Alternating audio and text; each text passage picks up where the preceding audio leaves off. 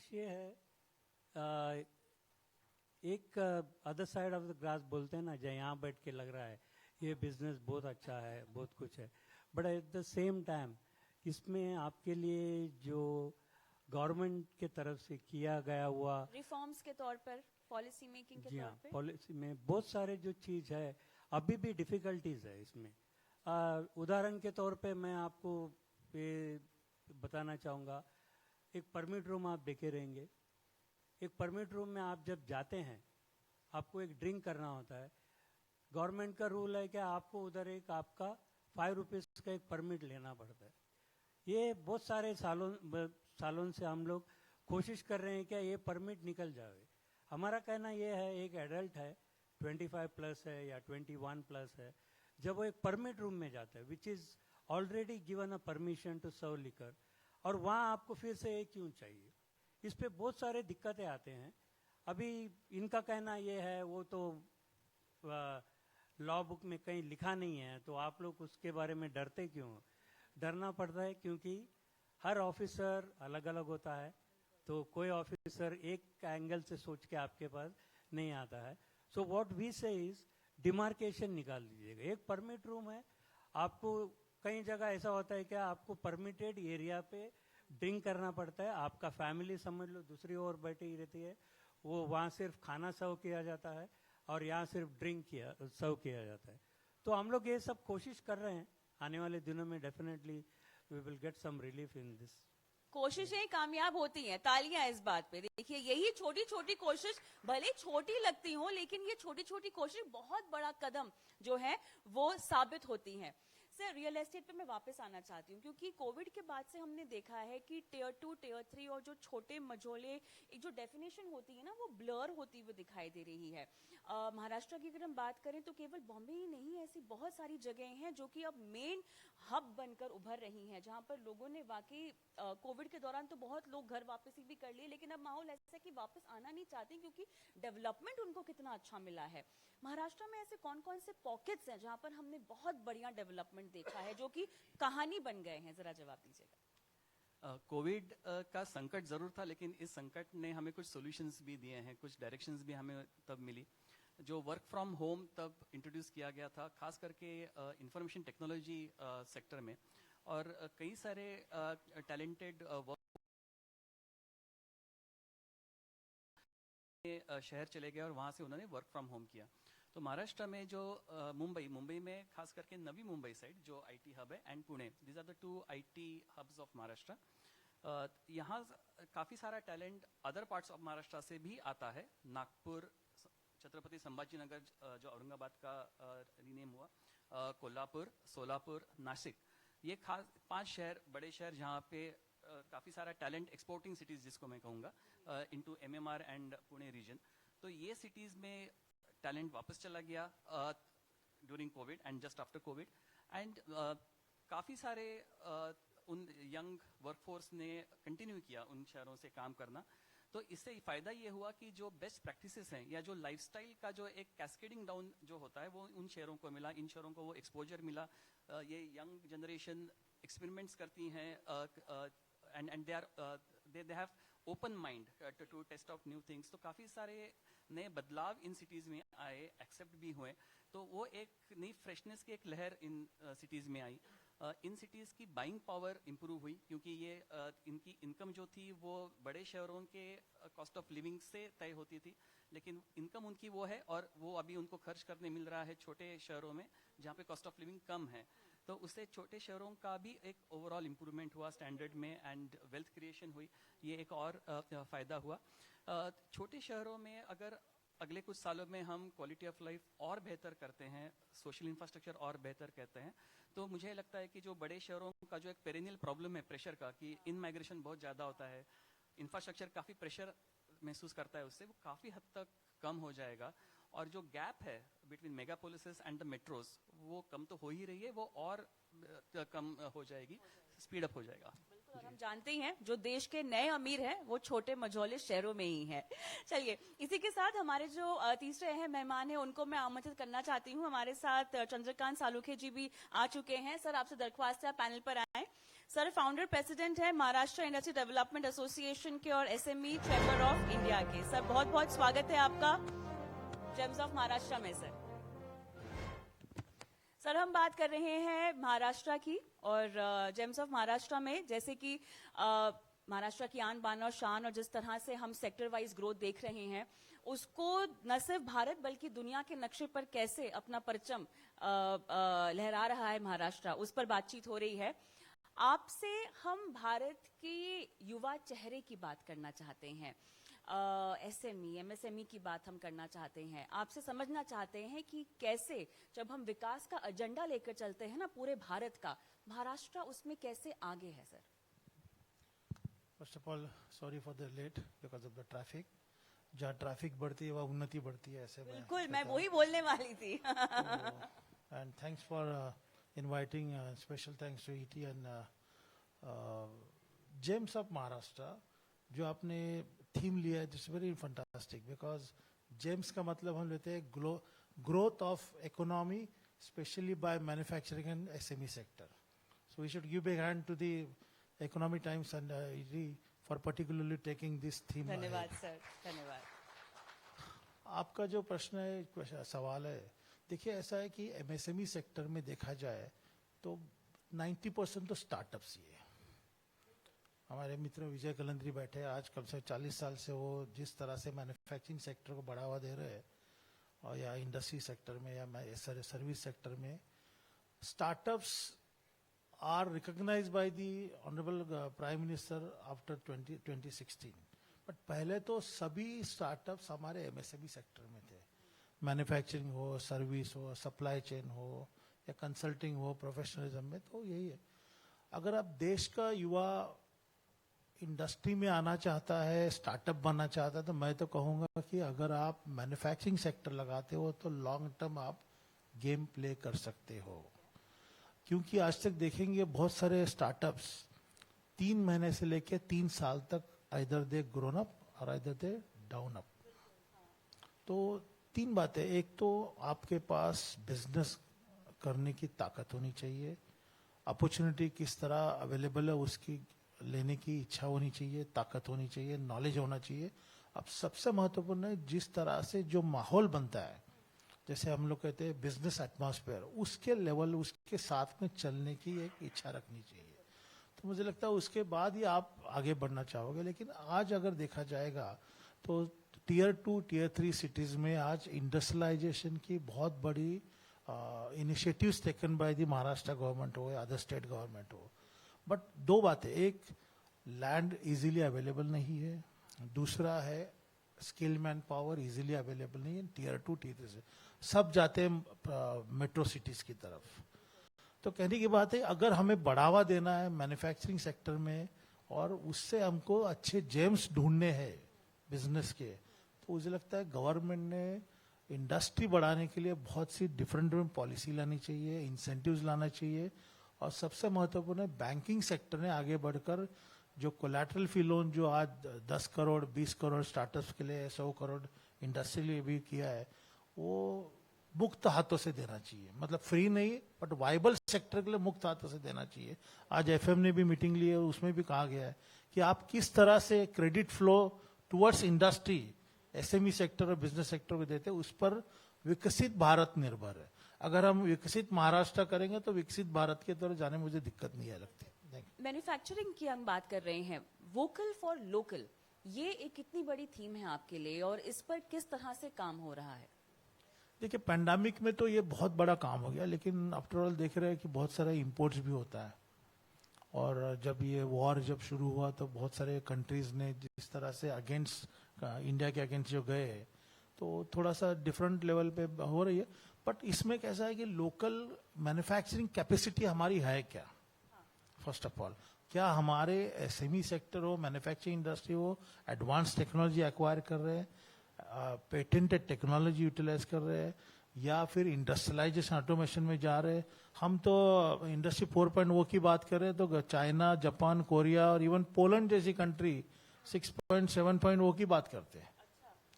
तो अगर इस तरह से हम अगर बात करेंगे, सोचेंगे या इनिशिएटिव लेंगे, तो मुझे लगता है बहुत जरूरी है इसको बढ़ाना। मेरे ख्याल से थोड़ी बहुत कसर है जो पूरी करनी चाहिए, उस पर हम और मंथन करेंगे।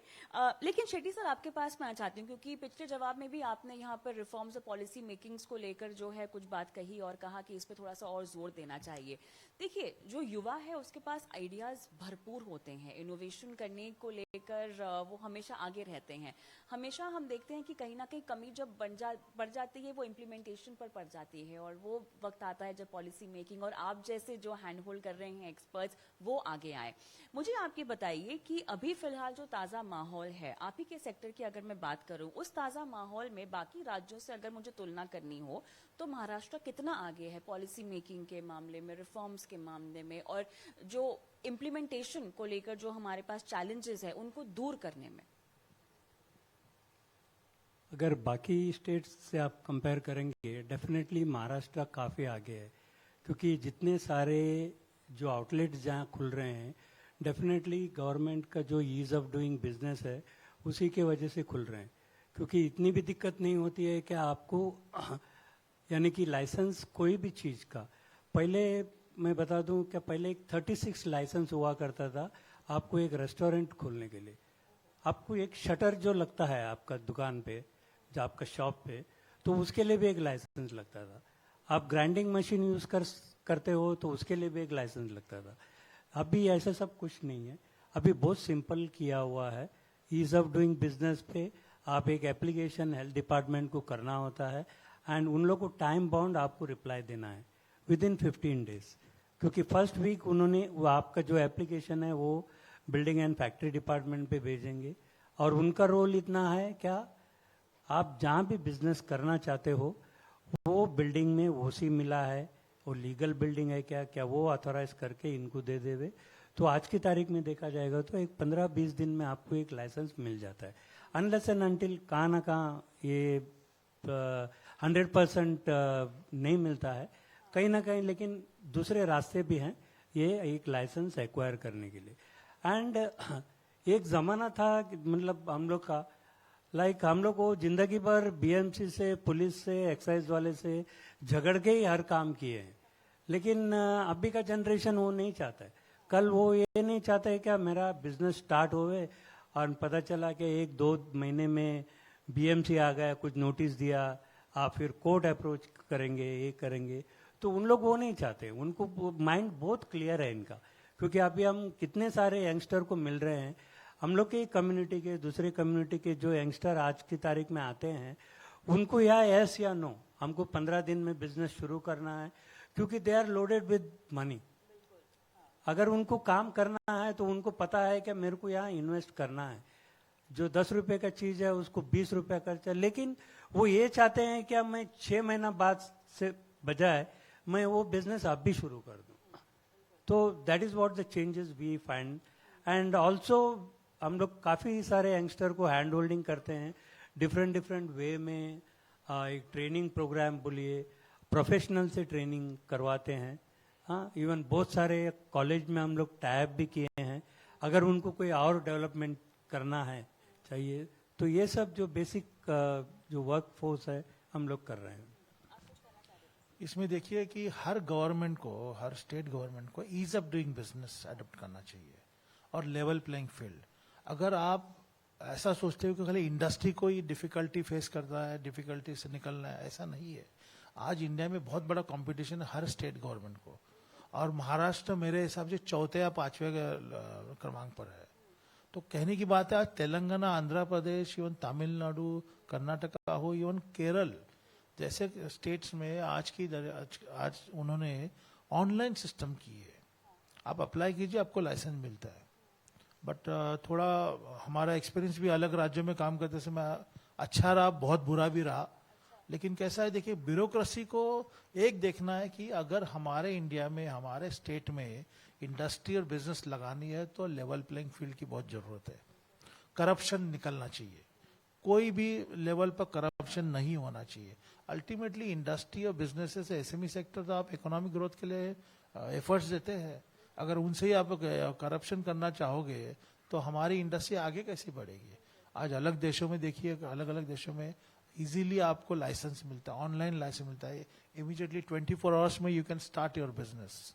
सो इस तरह अगर स्टेट गवर्नमेंट इनिशिएटिव लेती है, जैसे हमारे यहाँ पर श्री रंगनाथन जी थे चीफ सेक्रेटरी महाराष्ट्र के, वो कहते थे कि सभी विंडो से आप लाइसेंस लाइए और एक विंडो में डालिए, इसको कहते हैं वन विंडो सिस्टम। सर, लेकिन साथ ही जब हम एसएमई और एमएसएमई की बात करते हैं तो आर्थिक सहयोग की भी एक बात होती है, वो कितना आसान है? देखिए, आज 7 करोड़ एमएसएमईज इंडिया में है और आप ताज्जुब करेंगे, फाइनेंस कमीशन के चेयरमैन लास्ट वीक आए थे और वो कह रहे थे कि 45% एक्सपोर्ट कंट्रीब्यूशन और 40% इंडस्ट्रियल आउटपुट एमएसएमई देते हैं। ये कब से फिगर चल रहा है, ये किसने फिगर निकाले? मैंने कहा आप ही पूछ लीजिए जाके आपके डिपार्टमेंट को, आप हर स्टेट गवर्नमेंट के पास जाते हो, हर सेंट्रल गवर्नमेंट के डिपार्टमेंट मिलते हैं। तो कहने की बात है कि आज की डेट में 7 करोड़ एमएसएमईज और सेल्फ एम्प्लॉयड अगर देखोगे तो कम से कम 12 करोड़ है भारतवर्ष में। ये सभी निर्भर है बैंकों के ऊपर। ट्रेडिशनल फाइनेंस आज की डेट में बहुत मुश्किल से मिलता है, भाई भाई को पैसा नहीं देता है या लोन नहीं देता है। तो bank is playing very important role और मुझे लगता है कि फाइनेंशियल इंस्टीट्यूशंस का रोल ऐसा है कि जो भी वाइबल प्रपोजल्स है, जैसे भी मैं तो पीछे पड़ा हूं, कोई भी मैन्युफैक्चरिंग इंडस्ट्री अगर लगाता है एंटरप्रेन्योर इंडिया में एक्सपांड करता है, उससे 90% लोन मिलना चाहिए for viable proposals manufacturing unit के लिए। इवन गवर्नमेंट ने उन्हें लैंड खरीदने के लिए भी लोन देना चाहिए। बहुत सारे बैंक ना बोलते हैं हमें आरबीआई ने परमिशन दिया, आरबीआई कहती है, इवन स्टेट बैंक के मिस्टर खरा थे, दिनेश खरा, उन्होंने कहा कि इंडस्ट्रियल लैंड देने के लिए कोई भी बैंक रोकनी नहीं चाहिए, दे शुड गिव इट, इधर प्राइवेट लीजिए इधर गवर्नमेंट से लीजिए। इंडस्ट्री लगानी है तो फंडिंग की जरूरत है और ये फंडिंग पूरा करने का काम हमारे फाइनेंशियल इंस्टीट्यूशन ने करना चाहिए, ये मेरी उम्मीद है। और दूसरा ऐसा है कि एमएसएमई सेक्टर में कैपिटल लगा के आज मैन्युफैक्चरिंग यूनिट लगाना बड़ा डिफिकल्ट होता है, क्योंकि आज मशीन देखिए, लैंड की कॉस्ट देखिए, रेंट देखिए। और दूसरी बात महत्वपूर्ण यह है कि आज अगर हमें अलग देशों से, जैसे चाइना है, कोरिया है, जापान है या फिर यूरोपियन कंट्रीज है, इनके मुकाबले हमें अगर उस मार्केट में टिकना है तो हमारी क्वालिटी बढ़ानी है, प्रोडक्टिविटी बढ़ानी है और कॉम्पिटिटिवनेस बढ़ाना है। जानना चाहूंगी आपसे, आगे चल के सवाल पूछूंगी हालांकि, कि मैन्युफैक्चरिंग क्रांति को लेकर हम कितना इनोवेशन कर रहे हैं, लेकिन उससे पहले सर, क्योंकि बात हो रही है इज ऑफ डूइंग बिजनेस की, तो मुझे थोड़ा सा इस पूरे रियल एस्टेट सेक्टर में कमर्शियल एस्पेक्ट की कहानी समझनी है आपसे। और दूसरा, रेरा हम सब जानते हैं रियल एस्टेट रेगुलेटर है, तमाम राज्यों में है, लेकिन महारेरा मेरे ख्याल से सबसे सशक्त है, सबसे एम्पावर्ड है। इसके बारे में भी हमें जरा जानकारी दीजिएगा। रियल एस्टेट सेक्टर में जो रिफॉर्म्स हुए महारेरा महारेरा का योगदान बहुत महत्वपूर्ण है। महारेरा मैं उसको भारत का सबसे strongest authority in real estate मानूंगा। इसने दूसरे राज्यों के रेरा जो अथॉरिटीज हैं उनको काफ़ी मार्गदर्शन किया है, रोड मैप दिखाया है। महारेरा से जो रिफॉर्म हुआ वो 2 सबसे बड़ी उसकी जो अचीवमेंट्स हैं, एक है कि इंफॉर्मेशन असिमेट्री हटा दी उसने मार्केट से। तो जो पब्लिक डोमेन में इंफॉर्मेशन की जो स्ट्रेंथनिंग हुई है कि आम आदमी को इंफॉर्मेशन का एक्सेस मिल जाने से बहुत कुछ प्रॉब्लम सॉल्व होते हैं। ओपेसिटी जो पहले थी, जब हमने करियर स्टार्ट करी थी कई साल पहले, तो डेटा मिलना बहुत मुश्किल था, उस डेटा का करेक्टनेस, ऑथेंटिसिटी चेक करना और मुश्किल था। और अभी ये स्थिति है कि आपको घर बैठे ऑनलाइन डिजिटाइज फॉर्म में reliable data from authentic sources मिल रहा है। तो इससे डिसीजन मेकिंग और रिसर्च बेस्ड डिसीजंस हो जाते हैं, तो एक काफी रिस्क आपकी तभी हट जाती है। दूसरा जो रेरा लेके आई है वो है फाइनेंशियल डिसिप्लिन। कि पहले हम सब ने देखा था कि रियल एस्टेट सेक्टर खास करके बहुत बदनाम था, इसकी इमेज इतनी खराब थी मार्केट में, वो डेवलपर कम्युनिटी को एज इफ विलन की तरह देखते थे। वो एक दौर था और आज का दौर है कि जहाँ पे there is so much transparency and financial discipline. जो रियल एस्टेट सेक्टर का जो कॉन्फिडेंस बढ़ा है रेरा आने के बाद, आपने देखा होगा कि कई सारी जो डेवलपमेंट कंपनीज हैं, डेवलपर्स हैं, वो अपने आप को स्टॉक मार्केट पे लिस्ट कर रहे हैं। लिस्टिंग करना बहुत बड़ी बात है। लिस्टिंग मीन्स कि आप अपने बुक्स खोल रहे हो पब्लिक के सामने। तो जब आप फाइनेंशियल डिसिप्लिन जब तक आपका नहीं है, जब आपका 100% कॉन्फिडेंस अपने बिजनेस पे नहीं है, तब तक आप ये नहीं करोगे। और every year you will see more and more companies are getting listed. तो एक बहुत बड़ी उपलब्धि है और काफी रिस्क मिटिगेशन उससे हुआ है। और जो पहले जो लैंडलॉर्ड था वो डेवलपर बन जाता था, कोई क्वालिफिकेशन तो चाहिए नहीं होता था। ये fly bye night kinds of developers अभी हट गए हैं। तो and that is why that is the biggest contribution of RERA, I would say, reforms में। दूसरी चीज आपने कमर्शियल रियल एस्टेट की करी, तो कमर्शियल रियल एस्टेट में एक बहुत ही सिंपल सा एक यार्डस्टिक है कि आपकी ऑफिस स्पेस जो होती है वो कैसा परफॉर्म कर रही है, कमर्शियल ऑफिस मार्केट जिसको हम कहते हैं। परफॉर्मेंस का तराजू क्या होगा उसमें? वो सिंपल यार्डस्टिक ये है कि कितनी स्पेस आपकी नए से अब्सॉर्ब हो रही है, कितनी स्पेस पे ऑफिसेस खुल रही हैं। ऑफिसेस का खुलना मतलब कोविड के बाद एम्प्लॉयमेंट भी का हमने रहना। देखा कि उसमें भी कुछ इजाफा हुआ है, बिकॉज बहुत सारी कंपनीज या एमएनसीज जो कि सिर्फ मुंबई में ही स्थित थी, वो अब टियर 2 टियर 3 की ओर भी रुख कर चुकी हैं। जी हाँ, तो ये जो एक कंसंट्रेशन था इन फ्यू सिटीज, वो कंसंट्रेशन अभी काफी हद तक डिस्पर्स हुआ है। जो जिसको हम कहते हैं footprint, corporate footprint is now much widely distributed across India, सारी ज्योग्राफीज में। महाराष्ट्र में भी क्षेत्रीय लेवल पे वो डिस्ट्रीब्यूट हुई है। लास्ट ईयर 2024 ईयर सबसे बेहतर, सबसे स्ट्रांग ईयर था कमर्शियल ऑफिस मार्केट्स का। टॉप 7 सिटीज ऑफ इंडिया की बात करें तो करीब 80 मिलियन स्क्वायर फुट की ग्रॉस लीजिंग हुई है। तो इतनी सारी जब ऑफिसेस की लीजिंग होती है, इसका मतलब वहां पे जो लोग काम करते हैं उसमें जो इजाफा होता है, इसका मतलब है वेल्थ इज गेटिंग क्रिएटेड। तो that is a direct kind of indicator of how economy is performing. और ऑफिसेस में आप देखेंगे खास करके जो नई वेव आई है, जीसीसीज, ग्लोबल जो कैपेसिटी कैप्टिव सेंटर्स हैं, दुनिया की सारी जो बड़े बड़े कंपनीज की जो processing, financial records, analytics, big data analysis Bharat से हो रहा है। और उसमें खास करके मुंबई बहुत ही आगे है उसमें। और दूसरी चीज है डेटा सेंटर्स। तो डेटा सेंटर्स और जीसीसीज, ये दो कल के उभरते हुए क्षेत्र है जिसमें महाराष्ट्र ने ऑलरेडी बढ़त ले ली है, अर्ली मूवर एडवांटेज। तो महाराष्ट्र होपफुली और उसको अपना स्ट्रांग होल्ड बनाएगा। And these are the two sectors जहां पे आप 20% 30% की सालाना ग्रोथ एक्सपेक्ट कर सकते हो। तो अगर हमें नेक्स्ट 5-6 साल में कुछ एक बहुत ही ऊंचा माइलस्टोन यदि अचीव करना है, तो इसमें ये दो सेक्टर्स काफी कंट्रीब्यूशन करेंगे मेरे लिहाज से। शेट्टी साहब, कमर्शियल रियल एस्टेट की हम क्योंकि बात कर रहे हैं, और ऐसे में पूरे महाराष्ट्र की अगर मैं बात करूं तो कौन सा राज्य आपको सबसे ज्यादा हॉस्पिटैलिटी में बॉम्बे को छोड़कर दूसरे पायदान पर आता हुआ आप दिखाई दे रहा है? Compare to Maharashtra, if you see, Tamil Nadu एक जो है वेल ऑर्गेनाइज्ड सेक्टर है तमिलनाडु में, क्योंकि हर चीज जो है वो बहुत काफी सिस्टमैटिकली काम हो जाता है। एंड महाराष्ट्र में ही अगर हम बॉम्बे को छोड़ दें तो फिर कहाँ आपको लग रहा है कि काम ज्यादा हो रहा है? और वो एमएमआर रीजन में, एमएमआर रीजन, खाली जो रूरल एरिया जो है वहाँ थोड़ा डिफिकल्टीज है, बट लेकिन जो एमएमआर रीजन है तो खास करके पुणे हो गए, न्यू बॉम्बे हो गए, तो काफी सारे डेवलपमेंट दिख रहे हैं। वैसा है। कोई प्रॉब्लम नहीं वहाँ पे कमर्शियल रियल एस्टेट की प्राइसिंग को लेकर आप देखते हैं कि लोगों को फेस करनी पड़ रही हो? नहीं, एंड हालांकि हम लोग ने ऑलरेडी एक रिप्रेजेंटेशन दिया हुआ है, एटलीस्ट वीकेंड्स में जो रेस्टोरेंट को 24/7 चालू रखने की एक परमिशन दिया जाए। दूसरा आप देखे होंगे कि एक बार बीच में आया था कि मॉल्स में भी जो है रेस्टोरेंट्स को 24/7 खोलने की परमिशन दी जानी चाहिए। ये काफी समय से लटका हुआ है या आप ठंडे बस्ते में चला गया? वो जब वो मैटर लटकता है तो फिर हम लोग जाके याद दिलाते हैं उनको, एक रिप्रेजेंटेशन के तौर पे हम लोग बताते हैं क्या होना चाहिए।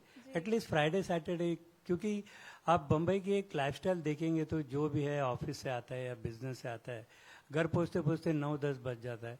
अगर उसको फिर समझ लो एक रेस्टोरेंट, एक पब, एक लॉन्च बार का एक मजा लेना है, तो वो घर से निकलता है 10-11 बजे एंड 12, 12:30, 1 बजे बंद होता है। तो उसके लिए हम लोग ने एक रिक्वेस्ट किया था, एटलीस्ट मतलब वीकेंड्स में एक ये दिया जाए, एक्सटेंशन दिया जाए। दूसरा जो है, Maharashtra is the only state where आपके पास 14 ड्राई डेज है इन अ ईयर, बाकी कोई स्टेट्स में इतना नहीं है। तो हम लोग ने कुछ जो ड्राई डेज, जो celebration dry day, for example 15th अगस्त तो आप सेलिब्रेट करते हो, 26 जनवरी आप सेलिब्रेट करते हो, तो उस दिन ड्राई डे क्यों है? तो मोस्ट ऑफ द ब्यूरोक्रेट्स, ये इन लोग कन्विंस भी है। आपका कहना मतलब ड्राई स्टेट में अभी वाइन विस्की भी दी जाती है, अल्कोहल दी जाती है, तो यहाँ पर क्यों नहीं? तो ये सब जो प्रपोजल है हम लोग टाइम टू टाइम जो गवर्नमेंट के सामने रखते हैं, तो इसका रिजल्ट आने से ही हमको पता चलेगा कब हुए। प्रॉब्लम क्या आती है इम्प्लीमेंटेशन में? मेरे को उनकी आपत्तियां जाननी है। हाँ, अगर मैं ओपन लफ्ज में करूं, कोई भी एक्साइज मिनिस्टर वो ये नहीं चाहता है क्या एकदम लिबरलाइज करे, क्योंकि बहुत सारे ऐसा फोर्सेस है जहां से ऑब्जेक्शन आने का चांस है। कुछ शर्तों के साथ तो हो ही सकता है, नहीं?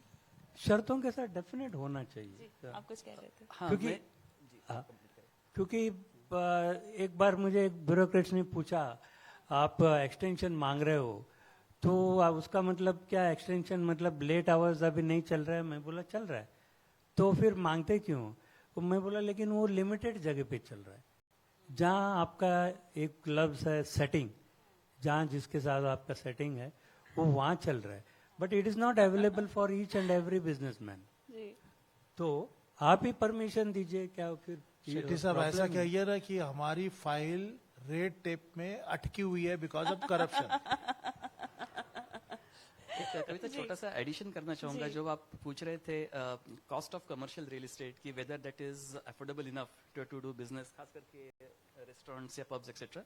तो एक इनोवेशन ये भी हुआ है पिछले कुछ सालों में कि रेवेन्यू शेयर बेसिस पे रेंट्स होते हैं। पहले क्या था कि मॉल्स में अधिकतर हमने देखा यही होता मॉल्स में अधिकतर ये है कि पहले तो फिक्स रेंट था कि लैंडलॉर्ड यानी कि जो डेवलपर है, ओनर है, वो एक फिक्स रेंट लेता था महीने का, and he was not then concern कि अपना जो टेनेंट है, जो वहाँ पे ब्रांड है, वो कितना बिजनेस कर रहा है।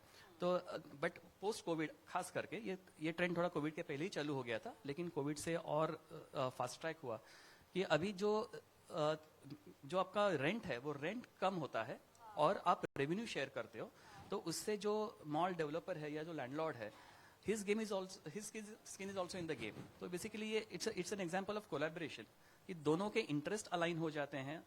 This is the beauty of the business environment कि कोलैबोरेशन से जब प्रॉफिट्स बढ़ेंगे तो दोनों का फायदा होगा और दोनों एक दूसरे के चैलेंजेस समझेंगे और एक दूसरे से मिलके सॉल्यूशंस ढूंढेंगे उसके ऊपर। तो ये एक पॉजिटिव आउटकम मैं शेयर करना चाह रहा था। बिल्कुल, लेकिन यहाँ पर मुझे एक प्रॉफिट का भी एंगल समझना है, क्योंकि हमारी जो दुनिया है वो काफी हद तक डिजिटल हो चुकी है, सब कुछ ऑनलाइन हो गया है, खाना भी हम एक क्लिक पर ऑर्डर करते हैं, तो उसके भी चैलेंजेस होंगे, वो समझेंगे आपसे। लेकिन उससे पहले सालों के सर, क्योंकि हम मैन्युफैक्चरिंग की बात कर रहे हैं, हमने पॉलिसी रिफॉर्म्स की बात कर ली और जिस तरह से बढ़ावा देना चाहिए आर्थिक तौर पर उस पर बात की है, लेकिन साथ ही हैंड होल्डिंग को लेकर क्या कदम उठाने चाहिए? क्योंकि सपने तो आप बड़े बड़े देख लेंगे, उनको साकार करने के लिए तो मार्ग चाहिए ना, और उसके लिए आपको एक्सपीरियंस चाहिए। क्या कुछ किया जा रहा है जमीन पर जागरूकता बढ़ाने के लिए, एजुकेट करने के लिए? देखिए, दो बातें हैं। एक तो पहली बात है कि हमारे एंटरप्रेन्योर्स को जनरल नॉलेज बहुत होना जरूरी है इंडस्ट्री के अलावा। मतलब कौन से इंसेंटिव्स, कौन से पैकेजेस, कौन से स्कीम्स है, कौन कौन से फाइनेंशियल इंस्टीट्यूशंस के नए नए फाइनेंशियल प्रोडक्ट्स है, वो अवेल करने के लिए किस प्रकार के सुविधाएं उपलब्ध है, डिफिकल्टीज है, ये बहुत जानना जरूरी है। साथ साथ में हमारे इंडिया में एक बहुत अच्छा है कि हमारे यहाँ पर बहुत सारे चार्टर अकाउंटेंट्स है, फाइनेंशियल कंसल्टेंट है, बिजनेस एडवाइजर्स है, इनका फायदा लेना चाहिए। इनके साथ रहकर आपको एक एडवाइजरी सर्विसेज लेनी चाहिए। और तीसरा महत्वपूर्ण यह है कि आज इनोवेशन इन्वेंशन, जब हम कहते हैं इनोवेशन इन्वेंशन की बात करते हैं, तो देखिए मंत्री जी भी आए हैं जो आज स्टार्टअप इंडिया का हमारा ही इज टेकिंग फॉरवर्ड। और आज जो स्टार्टअप्स जो हमारे इनोवेशन इन्वेंशन का इनका इस्तेमाल। जी सर, एक सेकंड, हमारे साथ हमारे मुख्य अतिथि भी जुड़ गए हैं। महाराष्ट्र सरकार में skill development, employment, entrepreneurship, innovation cabinet मंत्री श्री मंगल प्रभात लोढ़ा जी। सर, बहुत बहुत स्वागत है आपका। और क्योंकि सर आ गए हैं तो हम बस एक लास्ट राउंड ऑफ क्वेश्चनिंग लेंगे और उसके बाद हम अब कार्यक्रम की शुरुआत भी करेंगे। जी सर, सॉरी। मंत्री जी सही वक्त पर आए, because Maharashtra is number 1 in startups. But एक है कि आज हमारे स्टार्टअप्स मैन्युफैक्चरिंग सेक्टर में क्यों नहीं आते, ये बड़ा सवाल मैं मंत्री जी से रखना चाहता हूं। आज जिस तरह से इंडस्ट्री बढ़ रही है, विकसित भारत की तरफ हम बढ़ रहे हैं, मुझे लगता है अगर हम लेवल प्लेइंग फील्ड तैयार करते हैं और स्टार्टअप्स को plug and play industrial premises अगर गवर्नमेंट ऑफ महाराष्ट्र प्रोवाइड करती है, तो मुझे लगता है महाराष्ट्र में इंडस्ट्री बढ़ सकती है। और दूसरी बात है इनोवेशन इन्वेंशन, आपने बात की थी, देखिए आज 1000 कंपनी मैन्युफैक्चरिंग इंडस्ट्री अगर आप लेते हो, 1000 कंपनी में सिर्फ 4 या 5 कंपनियां enterprises they think for a innovation invention. बिल्कुल। उसके अलावा उसमें से 2 कंपनियां सोचती मैं इन्वेंशन कर रहा हूं तो उसका कमर्शलाइजेशन कैसे किया होगा? जाए। बिल्कुल। तो मतलब सोचिए कि 1000 कंपनी में आज 2 से 5 कंपनी इनोवेशन इन्वेंशन की तरफ बढ़ रहे हैं, डिजाइनिंग कर रहे हैं, प्रोडक्ट डेवलपमेंट कर रहे हैं, प्रोडक्ट की डिजाइनिंग बढ़ा रहे हैं, कॉम्पिटिटिवनेस बढ़ा रहे हैं। तो इसका मतलब ये है कि आज हमें बहुत जरूरी है। तो Maharashtra government should take initiative particularly for empowering startups to convert their ideas into manufacturing activity and utilize the startups for the empowerment and strengthening the manufacturing industry, especially SME sector, for productivity and global competitiveness. चलिए आखिरी सवाल आप तीनों से एक ही होगा और 2030 तक भारत में आप महाराष्ट्र को कहां किस दिशा में आगे बढ़ता हुआ देख रहे हैं? 2 शब्दों में sir. Top spot and continuity in maintaining that top spot. चलिए रियल एस्टेट और इंफ्रास्ट्रक्चर के लिहाज से तालियां। आप Shetty sir. Definitely, it will be a tourist destination of बिल्कुल, India. बिल्कुल। All over the world also. Globally, you can say it's a tourism destination of India. Tourist hub, तालियां इसके लिए भी। शानदार सपना। सर आप। India's manufacturing factory and startup innovation center of India and mostly in Asia. चलिए बहुत बहुत धन्यवाद आप तीनों का। और मेरे ख्याल से जेम्स ऑफ महाराष्ट्र की खासियत ही यही है कि हम यहाँ पर न सिर्फ इंडस्ट्री बल्कि नए इनोवेशन को भी बढ़ावा दे रहे हैं। बहुत बहुत धन्यवाद आप तीनों का। शुक्रिया आप सभी पैनलिस्ट का। आप लोगों ने किया शानदार विचारों का आदान प्रदान हुआ है और हमारे पैनलिस्ट ने महाराष्ट्र के विकास को लेकर कई नई बातें बताई हैं। एक बार फिर से तालियों की गड़गड़ाहट से इन जोरदार। सभी का धन्यवाद करते हैं। चलिए तो और अब वो घड़ी आ गई है जिसका हम बेसब्री से इंतजार कर रहे थे। अब हम उन सितारों को सम्मानित करेंगे जिन्होंने अपनी कड़ी मेहनत और लगन से महाराष्ट्र का नाम रोशन किया है। बिल्कुल, लेकिन उससे पहले मैं चाहती हूँ कि जेम्स ऑफ महाराष्ट्र के पुरस्कार देने के लिए हम मंच पर आमंत्रित करें एक ऐसे शख्स को जो मुंबई में सबसे प्रतिष्ठित और भव्य इलाके से आते हैं जहां रॉयल्टी, राजनीति और विरासत एक साथ सांस लेते हैं। ऐसे क्षेत्र में 1995 से लगातार 6 बार विधायक चुने गए हैं। वर्तमान में वो महाराष्ट्र सरकार में स्किल डेवलपमेंट, एम्प्लॉयमेंट, एंटरप्रेन्योरशिप और इनोवेशन मिनिस्टर के रूप में कार्यरत हैं। इस पद पर रहते हुए उन्होंने राज्य में युवाओं के लिए जॉब क्रिएशन, एंटरप्रेन्योरशिप को बढ़ावा देने के लिए कई कदम भी उठाए हैं। तो तालियों की गड़गड़ाहट के बीच मैं आमंत्रित करना चाहूंगा हमारे मुख्य अतिथि, महाराष्ट्र सरकार में स्किल डेवलपमेंट, एम्प्लॉयमेंट, एंटरप्रेन्योरशिप और इनोवेशन के रूप में कैबिनेट मंत्री श्री मंगल प्रभात लोढ़ा जी का स्वागत है आपका। बहुत बहुत धन्यवाद। बहुत बहुत स्वागत है आपका।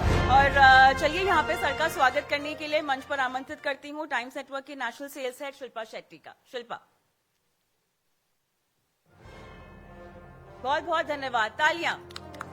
औपचारिक तौर पे आगाज हो चुका है जेम्स ऑफ महाराष्ट्र का।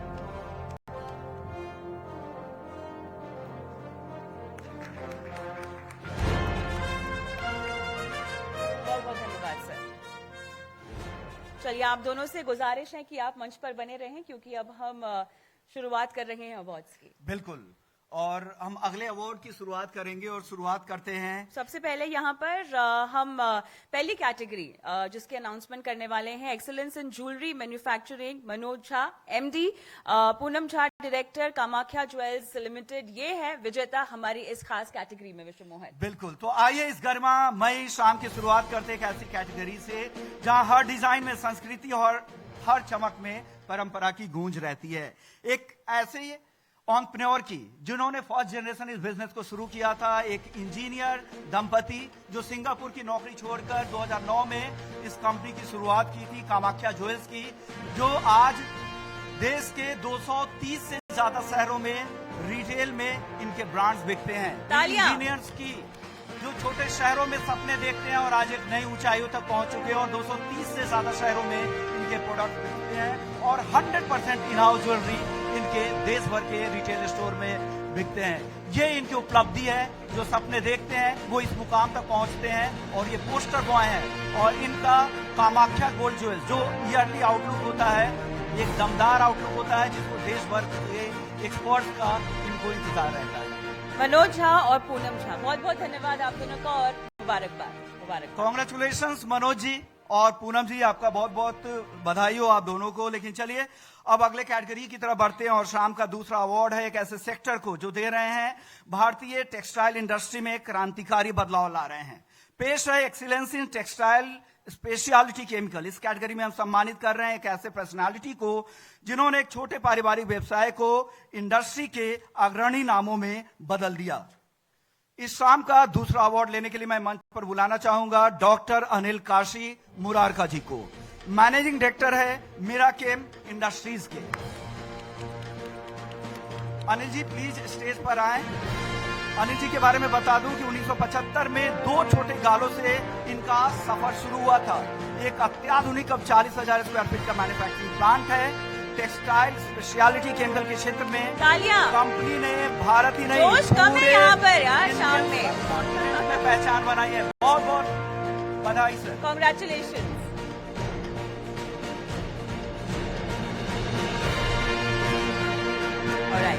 हम आगे बढ़ते हैं। अगली कैटेगरी है नॉलेज, लीडरशिप और फ्यूचर की नींव रखने वाले इंस्टीट्यूट्स की। हम बात कर रहे हैं एक्सीलेंस इन हायर एजुकेशन की, जिसमें हम सम्मानित कर रहे हैं ऐसे लीडर को जिन्होंने उच्च शिक्षा को नौकरी पाने का जरिया नहीं बल्कि समाज बदलने की शक्ति बनाया है। मंच पर आमंत्रित करना चाहेंगे Pune institute of business management के फाउंडर चेयरमैन श्री रमनप्रीत जी को। और किसी कारणवश ये यहाँ पर हमारे साथ नहीं है और उनके बिहाफ पर सम्मान लेने आ रहे हैं श्री चेतन गावली। आपका बहुत बहुत मुबारकबाद, कॉन्ग्रेचुलेशन। रमनप्रीत जी के नेतृत्व में PIBM ने केवल एकेडमिक एक्सीलेंस के नए स्टैंडर्ड सेट किए बल्कि स्टूडेंट्स को इंडस्ट्री की जरूरतों को अनुरूप स्किल और कॉन्फिडेंस भी सिखाया। बहुत बहुत बधाई सर। अब अगले कैटेगरी की ओर बढ़ते हैं और अगला अवार्ड है excellence in change maker in human empowerment.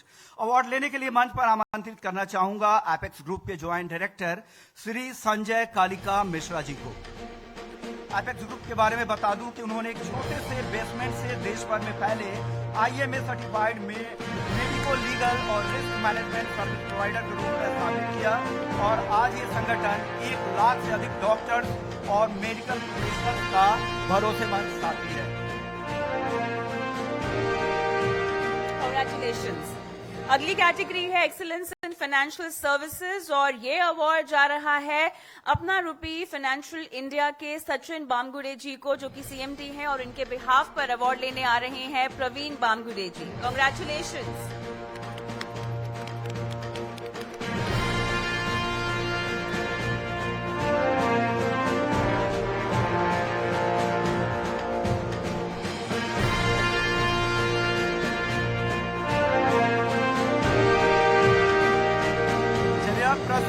Category जो हमारे हेल्थ से जुड़ी है, excellence in scientific wellness and nutraceutical innovation. इस कैटेगरी में हम सम्मानित करने जा रहे हैं डॉक्टर एस कुमार, चेयरमैन है एप्रोप्रिएट डाइट थेरेपी के। डॉक्टर कुमार प्लीज स्टेज पर आ जाएं। और डॉक्टर एस कुमार बहुत ही जाने माने बायोकेमिस्ट हैं जो PhD हैं, दिल्ली में ट्रिपल गोल्ड मेडलिस्ट भी हैं। डॉक्टर कुमार ने मॉलिक्यूलर सेल थेरेपी में दशक भर से अधिक समय तक इनोवेशन किया है और डायबिटीज जैसी क्रोनिक बीमारी के लिए डाइट आधारित समाधान भी खोजे हैं। Congratulation sir. अब बारी है उस कैटेगरी की जो सिर्फ कंपटीशन नहीं बल्कि डिसिप्लिन, एनर्जी और लीडरशिप की पाठशाला है। हम बात कर रहे हैं एक्सीलेंस इन स्पोर्ट्स और इस कैटेगरी में हम सम्मानित कर रहे हैं गोपाल दास बघेल जी को, डायरेक्टर हैं council of college sports premier league in India के। बहुत बहुत मुबारकबाद आपको। और गोपाल बघेल जी ने युवाओं के बीच स्पोर्ट्स को सिर्फ फिजिकल फिटनेस नहीं बल्कि डिसिप्लिन, टीम वर्क और लीडरशिप का जरिया बनाया। मुबारकबाद सर, कांग्रेचुलेशंस।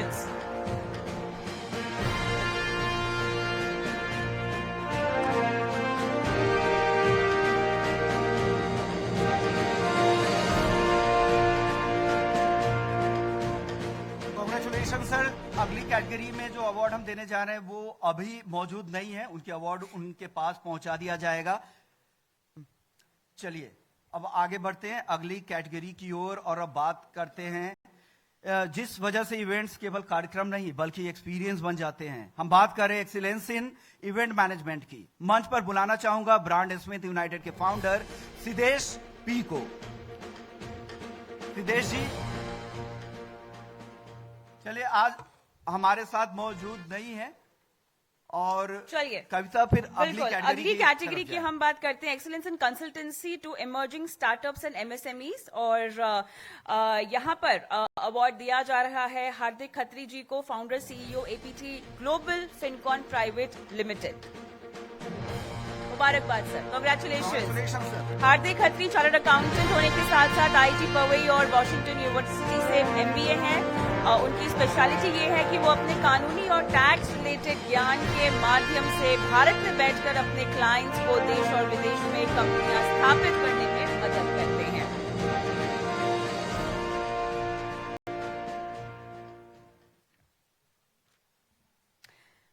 ऑलराइट जी कविता, तो यहाँ पर अब अगली बारी है excellence in hospitality and real estate की, और इस कैटेगरी में हम सम्मानित कर रहे हैं ऐसे दूरदर्शी लीडर को जिन्होंने हॉस्पिटैलिटी और रियल एस्टेट की दुनिया में डिजाइन, एडवेंचर, एक्सपीरियंस के नए आयामों को छुआ है। तालियों के साथ हम स्वागत करते हैं डेला रिसोर्ट्स एंड एडवेंचर के फाउंडर और सीएमडी जिमी मिस्त्री जी का। कांग्रेचुलेशन सर, इस कैटेगरी में आपको अवार्ड मिला है। डेला रिसोर्ट्स सिर्फ एक रिसोर्ट नहीं बल्कि वो जगह है जहां लग्जरी, एडवेंचर और आतिथ्य का अनूठा संगम है। जिमी मिस्त्री जी की सोच ने भारत में हॉस्पिटैलिटी को सिर्फ सेवा नहीं बल्कि जीवन के खास पलों को जीने का अवसर बना दिया है। Congratulation sir. Congratulation sir. अब आगे बढ़ते हैं, अब बात कर रहे हैं एक्सीलेंस इन आर्किटेक्चर की। इस कैटेगरी में हम सम्मानित कर रहे हैं आर्किटेक्ट स्वप्निल क्षीरसागर जी को, जो डायरेक्टर है डिजाइन 11 की। प्लीज स्टेज पर आए सर। इनकी डिजाइन सोच सिर्फ बिल्डिंग तक सीमित नहीं है बल्कि समाज, पर्यावरण और अनुभव को भी आकार देती है। इनका बुक ऑफ रिकॉर्ड से लेकर इनको कई सारे नेशनल और इंटरनेशनल अवार्ड भी मिल चुके हैं और डिजाइन 11 की उत्कृष्टता और स्वप्निल जी के नेतृत्व का ये पूरा प्रमाण है। कांग्रेचुलेशन। अब बात करते हैं excellence in service and industry की। इस कैटेगरी में हम सम्मानित कर रहे हैं डॉक्टर दीपक फुलाम्बरीकर को, चेयरमैन और मैनेजिंग डायरेक्टर हैं फुलाम्बरी ग्रुप ऑफ कंपनीज के। कांग्रेचुलेशन सर, कृपया स्टेज पर आए। तालियों के साथ स्वागत करते हैं सर। 42 वर्षों की सेवा यात्रा में डॉक्टर फुलाम्बरीकर ने 15 राज्यों में अपने कार्यकाल स्थापित यहाँ पर किए हैं, अपने कार्यालय स्थापित किए हैं और 25,000 से अधिक कर्मचारियों को रोजगार के अवसर भी उन्होंने प्रदान किए हैं। बहुत बहुत बधाई हो डॉक्टर दीपक। चलिए अब आगे बढ़ते हैं। अब बारी है उस अवार्ड की जो परंपरा, शिल्पकला और विश्वास से जुड़ी है। Excellence in jeweller for generations. इस कैटेगरी में हम सम्मानित करें एक ऐसे नाम की जिन्होंने पीढ़ियों से न केवल ज्वेलरी की पहचान बनाई है बल्कि उसे परिवार का हिस्सा, संस्कार की विरासत और हर रिश्ते की खूबसूरती बना दिया है। जोरदार तालियों के साथ स्वागत करें गजारी ज्वेलर्स के डायरेक्टर रमेश चंद्र एम जैन जी को।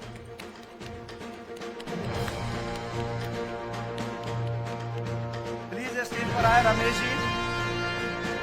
रमेश जी के बारे में बता दें कि गजारी ज्वेलर्स के ज्वेलरी नहीं बनाता, वो कला, परंपरा और इमोशंस को आकार देता है। उनकी डिजाइन्स में भारतीय संस्कृति की गहराई और मॉडर्नाइजेशन का मेल दिखता है। मुबारकबाद सर।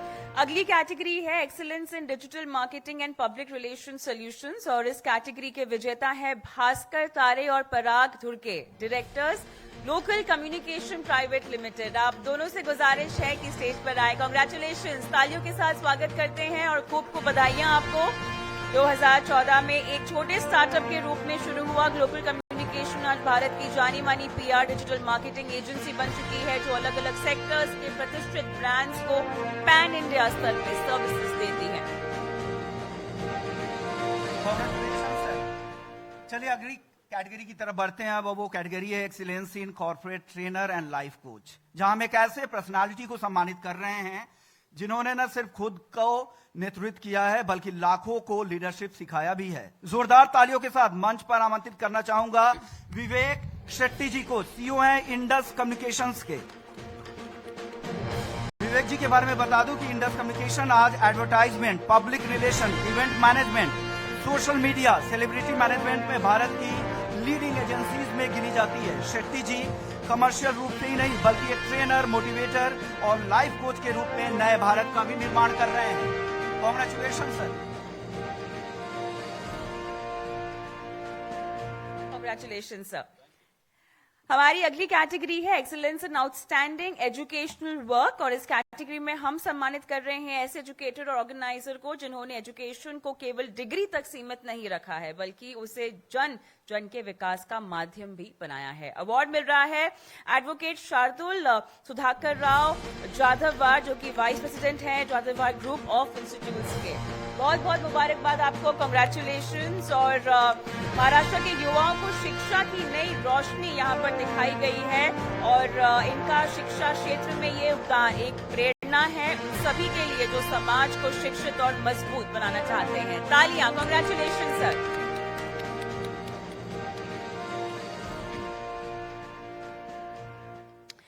ऑलराइट, चलिए तो यहाँ पर हमने सभी विजेताओं को पुरस्कार तो दे दिया है, लेकिन अब चलिए यहाँ पर लुड्रा से गुजारिश है कि आप 2 शब्द हमारे दर्शकों के लिए कहें sir. Shilpa, thank you so much. Thank you Shilpa sir.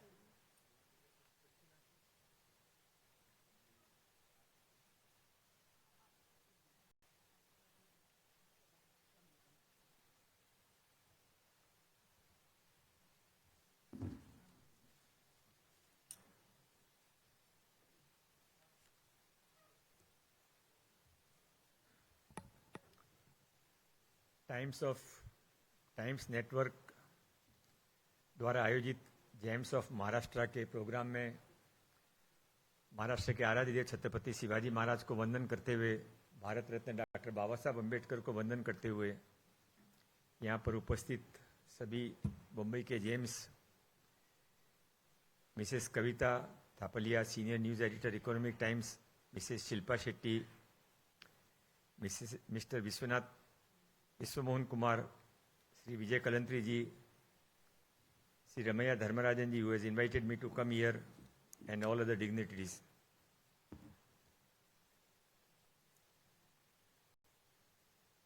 जब मैं यहाँ आया तभी सालुंके जी और 3 लोग बैठ के यहाँ पर पैनल डिस्कशन चल रहा था, तो लास्ट जो क्वेश्चन पूछा कि अगला समय किसका आएगा, तो जो हॉस्पिटलिटी बिजनेस में आहार वाले उन्होंने कहा कि हॉस्पिटलिटी का आएगा। जो है जी टूरिज्म, आपने टूरिज्म क्या बोला, कनेक्टेड है इसके लिए।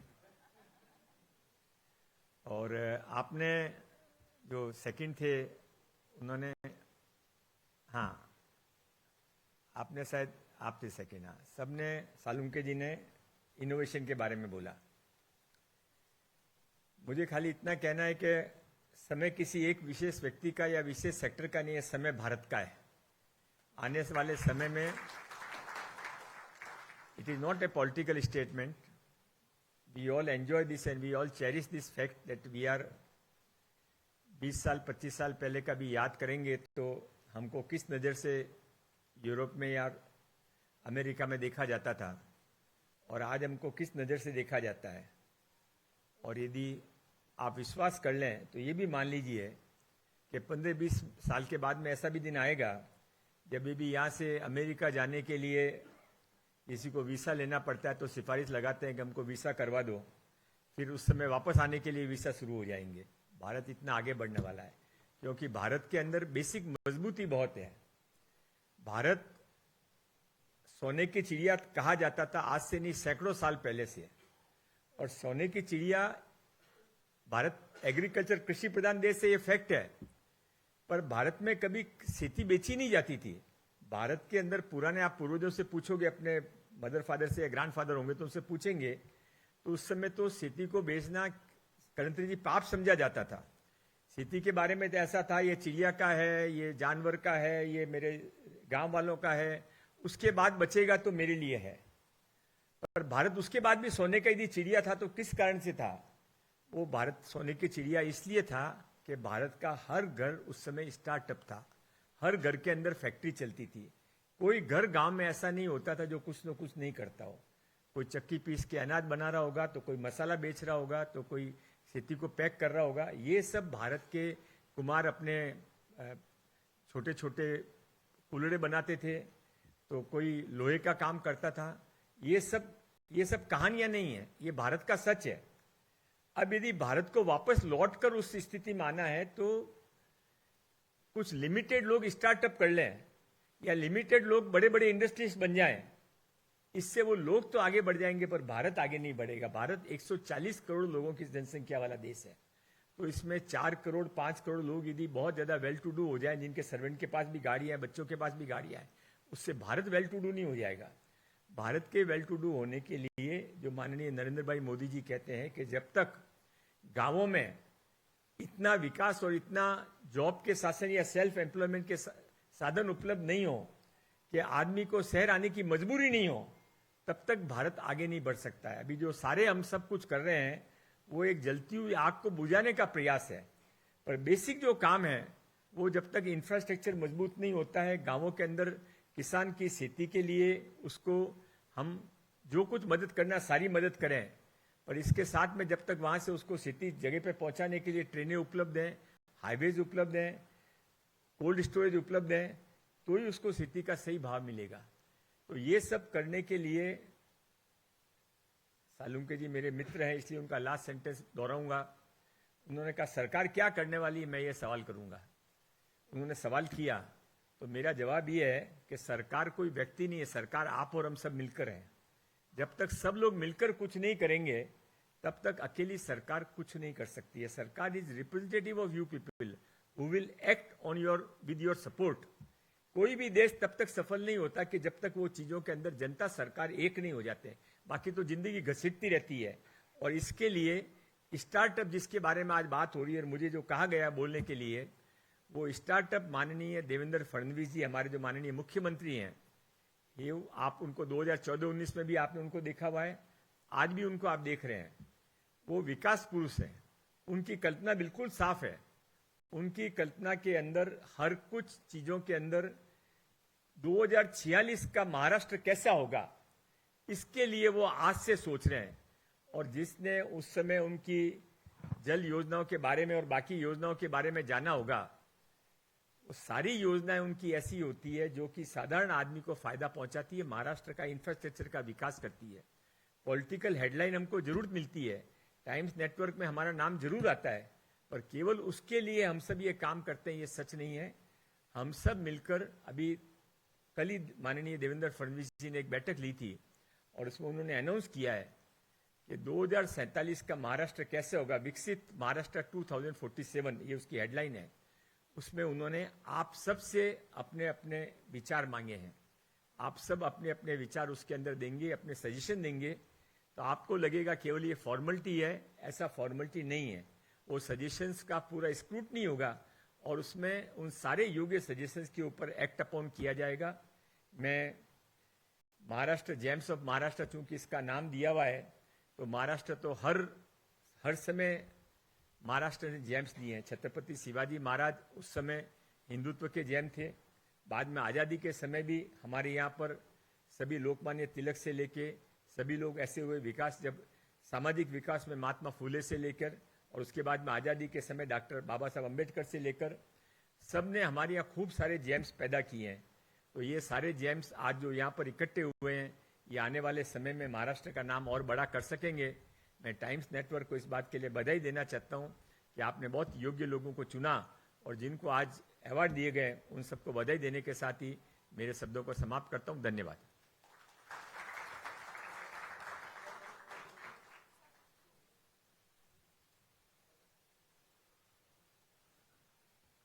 आपसे गुजारिश है, आप प्लीज मंच पर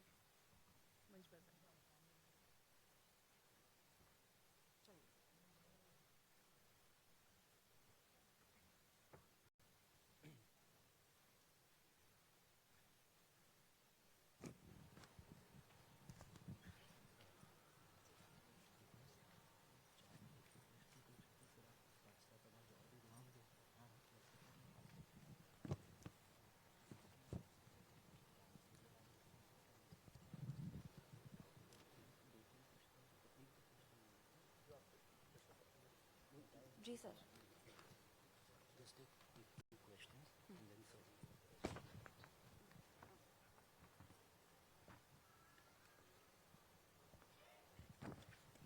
बहुत बहुत धन्यवाद सर आपके संबोधन के लिए और आपके समय के लिए, खास तौर से जो आपने आज हमें और जेम्स ऑफ महाराष्ट्र को दिया। और लोगों के बिहाफ पर भी बहुत सारे सवाल है जो आपके सामने रखना चाहते हैं, लेकिन जो विजन आपने पेश किया सर, कोई भी लीडर बिना विजन के आगे नहीं बढ़ सकता। रोजगार की आपने बात की, आपने एंटरप्रेन्योरशिप की यहाँ पर बात की है। कैसे आपको लग रहा है कि इन तमाम श्रेणियों में हम महाराष्ट्र को तरक्की की एक नई कहानी लिखते हुए देख रहे हैं? ऐसे कौन से मूल बदलाव हैं और क्रांतिकारी बदलाव हैं जिन पर काम चल रहा है और आने वाले समय में पूरा देश लोहा मानेगा इसका? ऐसा है कि आप यदि इंफ्रास्ट्रक्चर के विषय में लें और ज्यादा दूर नहीं जाए, अपन एमएमआर रीजन का ही देखें जी, तो वैसे तो ह्यूमन साइकोलॉजी ऐसी रहती है कि जो काम हो गया उसके बारे में याद नहीं आता है, जो काम नहीं हुआ वो ज्यादा याद आता है। बिल्कुल।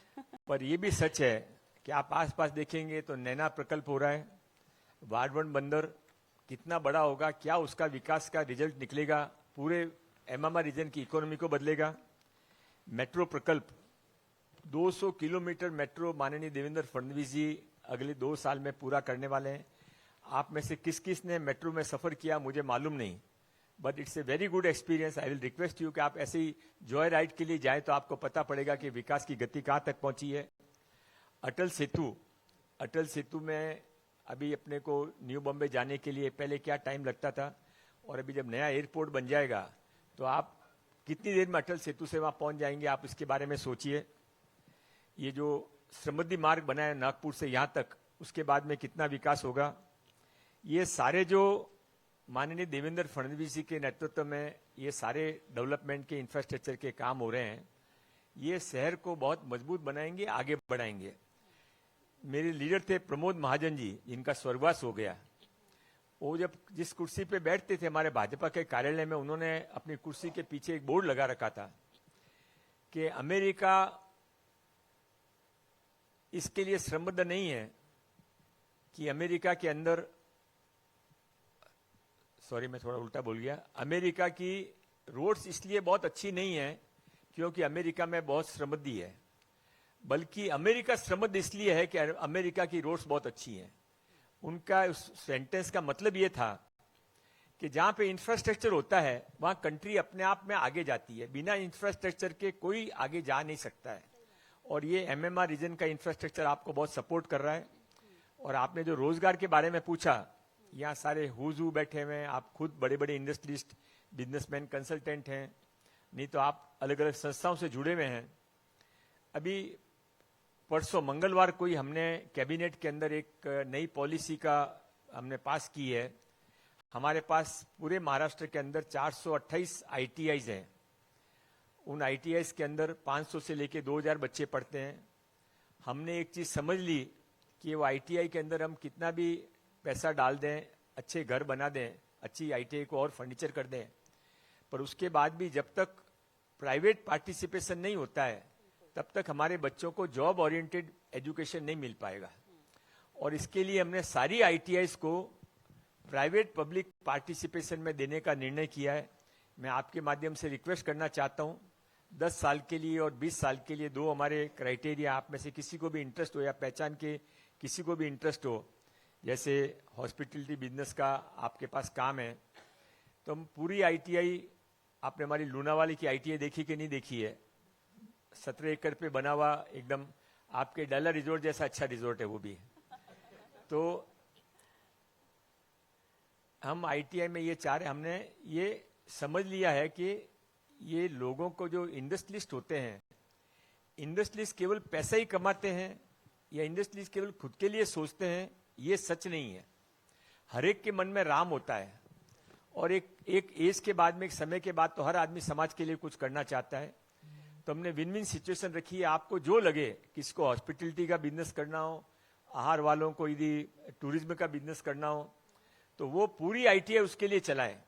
हमारे टीचर्स की पगार हम देंगे, बिल्डिंग का मेंटेनेंस हम करेंगे। आप जो टीचर लाएंगे उनको भी गवर्नमेंट सैलरी देगी, गवर्नमेंट की सैलरी नॉर्म्स के हिसाब से। आपको जो भी इन्वेस्टमेंट करना है वो आप इक्विपमेंट मशीनरी में करें, ह्यूमन पावर में करें, उसके लिए कोई गवर्नमेंट कंट्रोल नहीं रहेगा। तो ये सब चीजें ऐसी हैं जो कि माननीय देवेंद्र फडणवीस जी ही कर सकते हैं। पूरे भारत के अंदर इतना ओपन पॉलिसी, आज जब हमने हमारे आईटीआई का वैल्यूएशन किया तो आपको आश्चर्य होगा सालुंके जी 25 लाख करोड़ रुपए का हमारा वैल्यूएशन आया, और वो 25 लाख करोड़ का वैल्यूएशन हम उसमें लोगों को कह रहे हैं कि आप इसको जनता का पैसा है, जनता के बीच में जनता के यूज के लिए जाने दीजिए। केवल एक ही शर्त है कि वहां पर केवल रोजगार से संबंधित कुछ भी हो सकता है। तो मैं आपको कम्युनिकेट और कन्वे रिक्वेस्ट ये करना चाहता हूं कि महाराष्ट्र बदल रहा है। देवेंद्र जी ने चुनाव के पहले एक नारा दिया था, अतः हमें थामना नहीं। तो महाराष्ट्र आगे बढ़ रहा है, पर आप भी महाराष्ट्रियन है, भली भारत में कहीं से आए हुए हो, महाराष्ट्र में रहने वाला हर व्यक्ति महाराष्ट्रियन है, और हमारे को जीना यहाँ मरना यहाँ, इसके सिवा जाना कहाँ।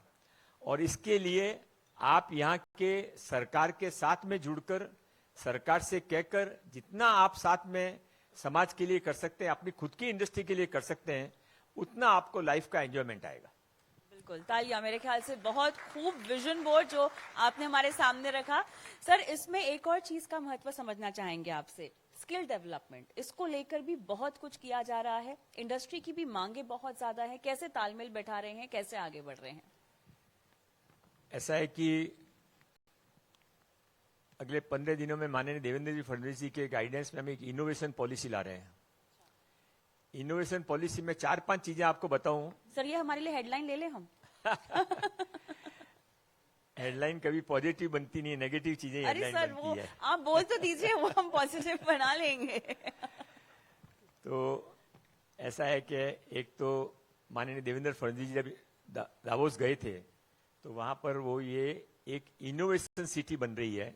मुझे मालूम नहीं, मेरे को सवालों के जवाब मैं लंबे दे रहा हूँ, छोटा कर दूं? नहीं, आप बिल्कुल सही जवाब दे रहे हैं सर, जितना देना चाहते हैं। नहीं तो थोड़ी देर में पता पड़ेगा लोग उठ के जाने लग गए हैं। नहीं सर, आपके रहते कोई नहीं जाएगा सर। तो वो जब वहां दावोस में गए थे तो उन्होंने वहां पर इनोवेशन सिटी के बारे में घोषणा की है। इनोवेशन सिटी 100 एकड़ पे बन रही है, जहां पर जगह ऑलरेडी तय हो गई है। 14 बिल्डिंग्स अलग अलग बनेंगी। 14 बिल्डिंग्स कैसे बनेगी, उन्होंने 14 सेक्टर चूज किए हैं, जैसे ऑटोमोबाइल के लिए, फार्मास्यूटिकल के लिए, आर्टिफिशियल इंटेलिजेंस के लिए। उस क्षेत्र में जो टॉप लेवल का आदमी है, जैसे ऑटोमोबाइल के अंदर महिंद्रा आगे आके कहता है कि ये पूरी हम चलाएंगे, हम उनको हर तरह से सहयोग करेंगे, फाइनेंशियल सहयोग भी करेंगे। वो अपना बेस्ट टेक्निकल ज्ञान वहां लाकर दें, बच्चों को पढ़ाएं, हर तरह का वहां पर एजुकेशन दिया जाएगा, बच्चों को ऑन जॉब ट्रेनिंग भी दी जाएगी, स्टार्टअप की ट्रेनिंग भी दी जाएगी। ऐसा एक वर्ल्ड लेवल की हम इनोवेशन सिटी बना रहे हैं, जो कि अगले 6 महीने के अंदर आप उसका भूमि पूजन देखेंगे, और ये 2 साल के अंदर अंदर वो सिटी वर्किंग में आ जाएगी। माननीय देवेंद्र जी ने एक और कल्पना दी, हाउस ऑफ एंटरप्रेन्योर। यहां पर वो बांद्रा के अंदर बनने वाला है। उसमें मुंबई आज जो है, ये मुंबई ऐसा नहीं था। हम सबको मालूम है कि मुंबई 7 टापुओं में बटा हुआ कोलियों का शहर था। छोटे छोटे लोग यहाँ पर छोटे छोटे तरीके से जीवन जीते थे। कैसे मुंबई दुनिया के कैपिटल के ऊपर इकोनॉमिक सिटी के रूप में बाहर आ गया, तो उसकी लंबी कहानी है। तो लंबी कहानी कैसे शुरू हुई थी, तो वो हाउस ऑफ एंटरप्रेन्योर में हर 50 साल में मुंबई ने कैसे करवट ली। वो मुंबई 1700 में मुंबई कैसे थी, 1700 से 1750 में क्या हुआ, कैसे यहाँ पर सारे व्यापारी आके बसने लग गए, क्यों बसने लग गए, कपड़े का व्यापार कैसा आया, ट्रांसपोर्टेशन कैसा आया। 1750 से 1800 से हर 50 साल का एक फ्लोर होगा, और हर 50 साल के फ्लोर के अंदर 2050 तक, 2000 के रुकने के बाद में 2047 को माननीय नरेंद्र भाई मोदी जी का जो सपना है, वो 2050 का 47 का भारत कैसा होगा, वो भी वहां पर आप देखेंगे। ऐसा करते हुए 10 फ्लोर की बिल्डिंग, जिसमें 10 सेक्टर होंगे। मुंबई आज जो हम देख रहे हैं, ये लाखों लोगों के प्रयासों से बनी है, और कुछ लोगों के बड़े विजन से बनी है। वो विजन हमको शिक्षा भी देंगे और हमको मार्गदर्शन भी करेंगे। ऐसी एक जगह हम यहां पर बना रहे हैं। और इसके अलावा स्टार्टअप मेरा प्रिय सब्जेक्ट है। मैं जब मंत्री बना था, आपने मेरा परिचय देते हुए कहा कि 6 बार मैं एमए रहा हूं। 6 बार की बजाय मैं 7 बार एमए रहा हूं। इस बार मेरा 7वां टर्म था, और वो ये 7वां इसलिए गिना रहा हूं आपको कि मैं 32 साल तक बाहर बैठा रहा। 3 सरकारें आई चली गई, पर मेरे को मौका नहीं मिला। इस बार ही मेरे को मौका मिला। शायद दुनिया के अंदर, मुझे मालूम नहीं पब्लिक प्लेटफॉर्म पे ये बात कहनी चाहिए कि नहीं कहनी चाहिए, पर सारी दुनिया के अंदर व्यापारी और प्रोफेशनल आदमी यदि पॉलिटिक्स में आता है, कोई अमेरिका का राष्ट्रपति बन सकता है, कोई जर्मनी का चांसलर भी बन सकता है, पर भारत के अंदर पॉलिटिक्स के अंदर बिजनेसमैन को थोड़ा सा दूर रखा जाता है। पर मैंने 32 साल इंतजार किया और उस दिन सुबह जब कॉल आया कि आपको मिनिस्ट्री की शपथ लेनी है, तो बाद में मैंने देवेंद्र जी से जाके कहा कि आपने किसी को कबूल नहीं किया हो तो स्किल डिपार्टमेंट आप मेरे को देना। उस समय स्किल डिपार्टमेंट डेड डिपार्टमेंट था, बहुत ज्यादा उसके बारे में किसी को चार्म नहीं था। मुझे ऐसा लगता है कि महाराष्ट्र की जो सारी प्रॉब्लम है वो रोजगार से संबंधित है। सारी तो नहीं कह सकता हूं मैं, पर मेजर प्रॉब्लम रोजगार, स्टार्टअप, इनोवेशन। यदि लोगों को रोजगार मिल जाए तो महाराष्ट्र बहुत आगे चला जाएगा। अभी परसों हमारा एक टेक इंडिया, राधा मैडम हमारी हैं भाई, IAS ऑफिसर हैं, उनके नेतृत्व में आयोजित हुआ था मंत्रालय के अंदर। उसमें गवर्नमेंट के इंडस्ट्री सेक्रेटरी थे गवर्नमेंट इंडिया के, तो उन्होंने एक अच्छी बात कही। उन्होंने कहा अब जब इंडस्ट्रियलिस्ट सारी दुनिया के आते हैं तो वो इसके लिए नहीं आते हैं कि कहां से हमको फ्री लोन मिलेगा या फ्री जमीन मिलेगी, वो उनके लिए अभी सेकेंडरी हो गया है, क्योंकि हर सरकार उनको सब कुछ ऑफर देने को तैयार है। जमीन ले लो, बिजली फ्री ले लो, ये लोन भी आपको करवा देंगे, आप हमारी आके इंडस्ट्री लगाओ। तो उनके क्राइटेरिया क्या है? तो उन्होंने बोला उनके 2 मेजर क्राइटेरिया हैं। एक तो ह्यूमन पावर कहां पर अच्छा उपलब्ध है और दूसरी लॉ एंड ऑर्डर सिचुएशन क्या है। तो लॉ एंड ऑर्डर सिचुएशन भी महाराष्ट्र की ठीक हो रही है, पर ह्यूमन पावर, अच्छा मैन पावर अवेलेबल हो। अभी एक आपने मैन पावर कंसल्टेंट को भी शायद अभी सम्मानित किया था, तो उसके लिए हमारा इनोवेशन डिपार्टमेंट, स्किल डिपार्टमेंट काम कर रहा है। मैं इस लास्ट सेंटेंस कह के इस सवाल का जवाब पूरा कर दूंगा। स्टार्टअप पूरे भारत के अंदर सबसे ज्यादा स्टार्टअप महाराष्ट्र के अंदर है, 27,000 स्टार्टअप आउट ऑफ टोटल 1,20,000। पर ये 27,000 स्टार्टअप हमारे आधे तालुके में एक भी स्टार्टअप नहीं है। 60% तालुके में स्टार्टअप नहीं है। जितने स्टार्टअप है सिटीज से ज्यादा है। तो वो ऐसा होता है कि जिसके घर का IAS, उसी का बाद में जवाई भी IAS बनता है, साला भी IAS बनता है, पड़ोसी भी IAS बनता है, बाकी सब वहीं रह जाते हैं। तो ये स्टार्टअप गांवों में जाए, साधारण घरों में जाए, इसके लिए अभी हम नई इनोवेशन पॉलिसी ला रहे हैं। और हमारा ये टारगेट है कि मार्च 2026 तक हम 1 लाख बच्चों को स्टार्टअप सिखाएंगे। ये नारा नहीं रहेगा, ये भाषण नहीं रहेगा, ये ईमानदारी के महाराष्ट्र के प्रति, जो महाराष्ट्र ने हमारी सरकार को, माननीय देवेंद्र जी को मुख्यमंत्री बनाया है, उसका लोन की एक इंस्टॉलमेंट का रीपेमेंट होगा। अब वो कैसे करेंगे तो वो कहानी बहुत लंबी है, पर हम लोगों को बहुत कम रेट के ऊपर वर्किंग लोन देने वाले हैं। हम उनको कहने वाले हैं कि तुम्हारे घर में या तुम्हारे आसपास जो काम चलता है वही स्टार्टअप तुम करो, नया कुछ बहुत अच्छा है करो तो अच्छी बात है, पर जिसमें सक्सेस होते हो वो ज्यादा करो। हमारी ये भी कोशिश रहेगी कि हम ये 2 चीजें समझ बैठे हैं। एक, कोई स्टार्टअप लोन के रीपेमेंट में गलती नहीं करना चाहता है, वो युवा है, ईमानदार है, उसको आगे जाना है, वो अपना लोन का पूरा रीपेमेंट करना चाहता है। पर वो इंटरेस्ट यदि उसके ऊपर आप 8%, 10%, 12% लगा दोगे तो उसकी पहले 1000 दिन की सारी कमाई इंटरेस्ट में चली जाएगी, उसकी स्टार्टअप खड़ी नहीं होगी। तो हम ऐसी व्यवस्था कर रहे हैं कि पहले 1000 दिनों तक हम उसकी होल्डिंग करेंगे। और बहुत इसके ऊपर आप सब लोगों से रिक्वेस्ट करता हूं कि आपके मन के अंदर जो समाज सेवा का एक कोना है उसको आगे बढ़ाइए, और आप हमारे डिपार्टमेंट से या माननीय देवेंद्र जी के CMO से संपर्क करेंगे तो पॉलिसी आने के बाद में सबको इसमें अपना अपना रोल कर सकते हैं। हर घर के अंदर बच्चे को काम मिले, हर महिला को काम मिले, ये हमारी सरकार की स्टार्टअप योजना के अंदर होने वाला है। अच्छा लगा सर, आपने हमारे मंच को चुना इस इनोवेशन पॉलिसी के बारे में और जानकारी देने के लिए। 2 सवाल आपके सामने रखना चाहती हूँ। एक तो जेम्स एंड ज्वेलरी इंडस्ट्री को आगे बढ़ाने के लिए किस तरह की बातचीत चल रही है? अगर किसी भी तरह के रोल आउट ऑर्डर्स हैं किसी रणनीति को लेकर, उसके बारे में जानकारी दीजिएगा। स्किल डेवलपमेंट खासतौर से अगर मुझे समझना हो। और दूसरा, महिला सशक्तिकरण को लेकर स्टार्टअप इकोसिस्टम में भी कैसे, वैसे ही दबदबा तो है ही, महाराष्ट्र सरकार हमेशा उसमें आगे रही है, आगे कैसे बढ़ा जा रहा है? जेम एंड ज्वेलरी वाले काफी लोग यहाँ पर बैठे हैं, आपने 3 या 4 लोगों को प्राइज दिया जेम एंड ज्वेलरी में, तो उनके बारे में मेरी विधानसभा में बहुत सारे जेम ज्वेलरी वाले लोग रहते हैं, तो मुझे इतनी समझ है कि उनके सपोर्ट की जरूरत नहीं है, वो खुद दूसरों को सपोर्ट करते हैं। जब अमेरिका ने अभी ड्यूटी लगाई तो उन्होंने अमेरिका में जाकर क्या समझाया आपको सुन के आश्चर्य होगा, और सक्सेसफुली समझा के आ गए। वो समझा के ये आ गए कि आप हमारे से ड्यूटी लगा के, एक एग्जाम्पल देता हूं, मान लो एक्स अमाउंट आप हमारे से ड्यूटी पे कलेक्ट कर लोगे, पर आपको ये नहीं पता है कि हमारे यहाँ से जब आपके यहाँ से ज्वेलरी और जेम्स आते हैं, उसके ऊपर आपके यहाँ पर 20 लाख लोग उसमें जॉब करते हैं, और उसके बाद में हमारे यहाँ से जो एक्स वैल्यू पे लगे जाता है वो आपके यहाँ बिकते समय ट्रिपल एक्स हो जाता है। तो ये जो डबल एक्स का प्रॉफिट आपका है वो आप लूज कर जाओगे यदि आप हमारे ऊपर इतनी बड़ी ड्यूटी लगाओगे। And they have successfully convinced the person who has not been convinced by anyone, mister Trump. और वो इसलिए जेम एंड ज्वेलरी वालों को बहुत ज्यादा, सरकार तो उनके साथ है ही है। सरकार तो इसीलिए देखिए आप सूरत के अंदर इतना बड़ा जेम ज्वेलरी पार्क खड़ा हो गया, फिर भी लोग महाराष्ट्र को लव करते हैं, इसलिए महाराष्ट्र में रह गए। Gem and jewellery park building बन गई, लोग हमारे पास ही रह गए। चलिए, बहुत बहुत तालियां और बहुत बहुत धन्यवाद सर आपका। महिलाओं के लिए जो आपने बताया, लास्ट कहकर अपने नहीं कहूंगा तो आप नाराज हो जाएंगी। तो महिला स्टार्टअप में बहुत कम है, सब जगह ही कम है, इसलिए रिजर्वेशन देना पड़ा। बाकी पॉपुलेशन में तो 50% है, पर ये सच है कि आज़ादी के 75 साल के बाद भी हम उनको हक नहीं दिलवा पाए, और इसलिए हमने अहिल्याबाई होलकर जैसी कई स्कीम शुरू की है महिलाओं के लिए। पर मुझे आज आपकी बात सुनकर लगता है कि केवल उतने से पूरा नहीं होगा। स्पेशल हमने वैसे ITI भी महिलाओं के लिए बना रहे हैं। महिलाओं के लिए स्टार्टअप के अंदर जब हमारी इनोवेशन पॉलिसी आएगी, तो आज जो आपने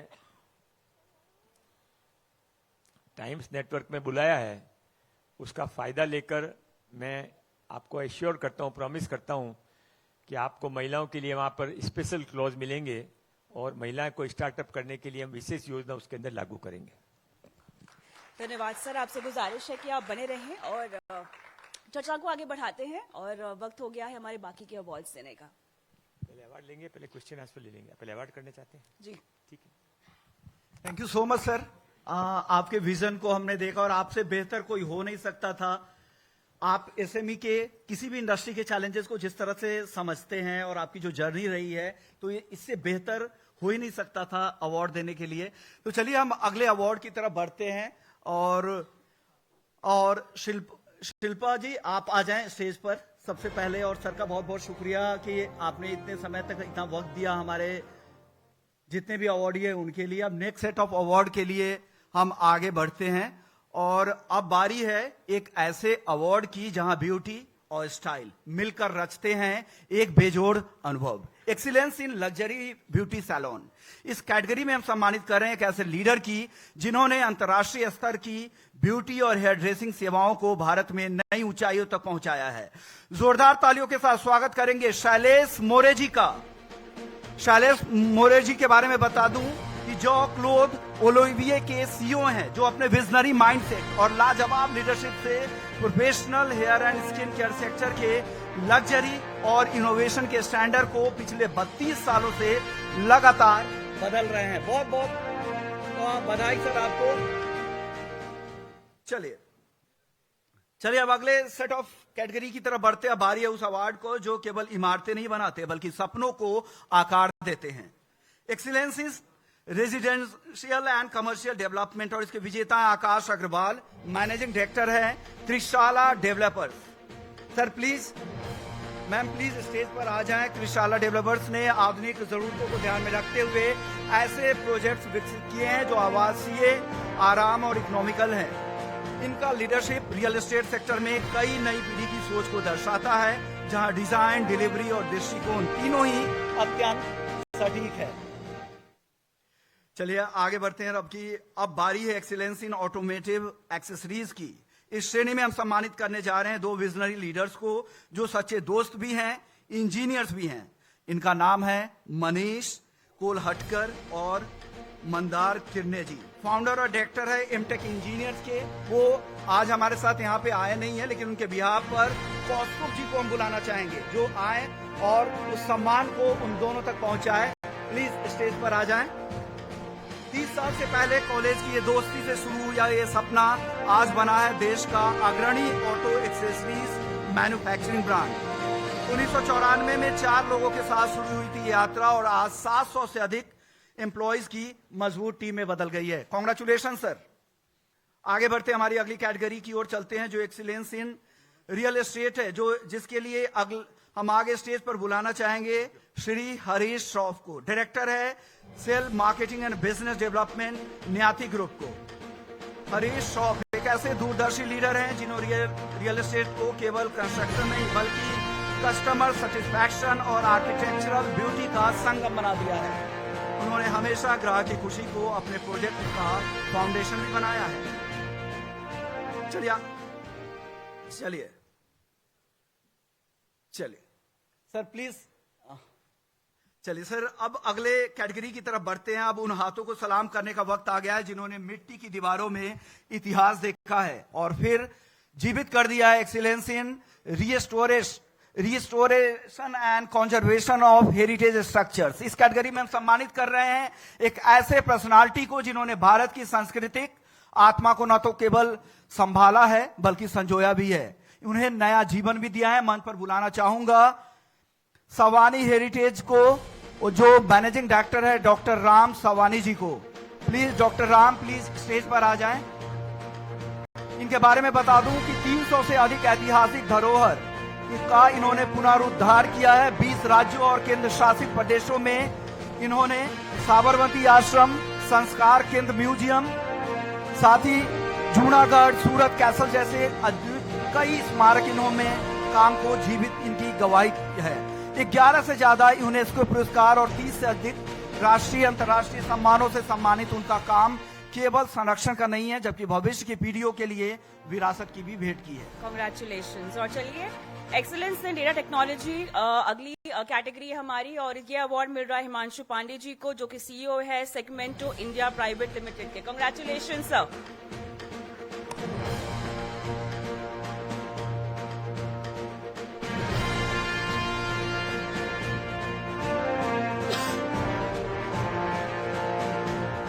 चलिए अगली कांग्रेचुलेशन सर। अब नवाजेंगे एक ऐसी कैटेगरी को जो हर घर के स्वाद और हर रसोई की गुणवत्ता को आकार देती है। Excellence in stainless steel kitchen utensils and cookware.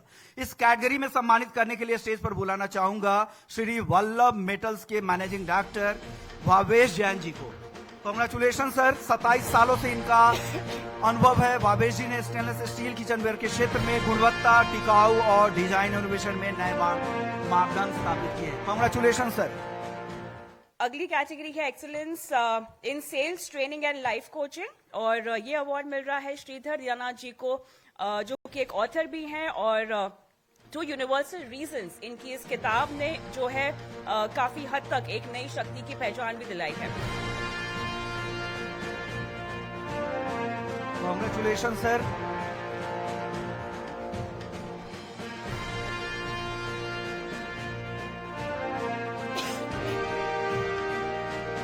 Congratulation sir. अब बारी है उस श्रेणी की जो भारत के औद्योगिक विकास को पर्यावरणीय जिम्मेदारी के साथ जोड़ता है। एक्सीलेंस इन ग्रीन स्टील।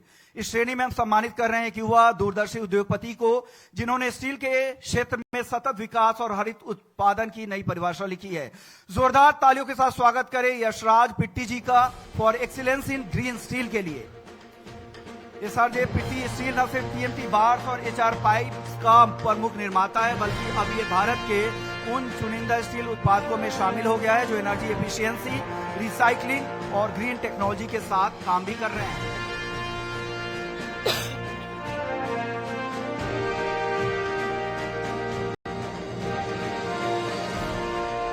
कांग्रेचुलेशंस। अगली कैटेगरी है एक्सीलेंस इन फूड टेक, और अवार्ड जा रहा है टीएफसीएस किचन सॉल्यूशंस के अमित घोटिकर को, जो कि फाउंडर हैं और सीईओ हैं। कांग्रेचुलेशंस। अमित प्लीज मंच पर आइएगा।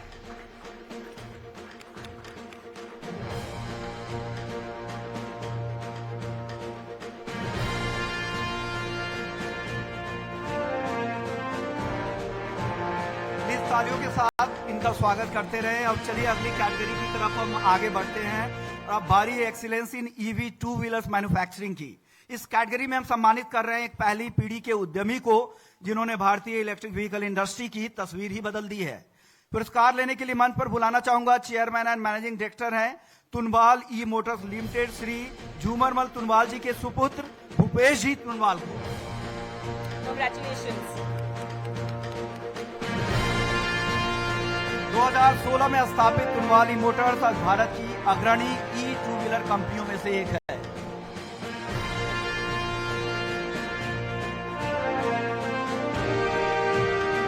Alright, congratulation. आखिरी अवार्ड फटाफट। Excellence in yoga and fitness award जा रहा है देवेंद्र सुपान खोडालकर जी को, जो कि फाउंडर ओनर है योग सामर्थ्य के। Sir, congratulations.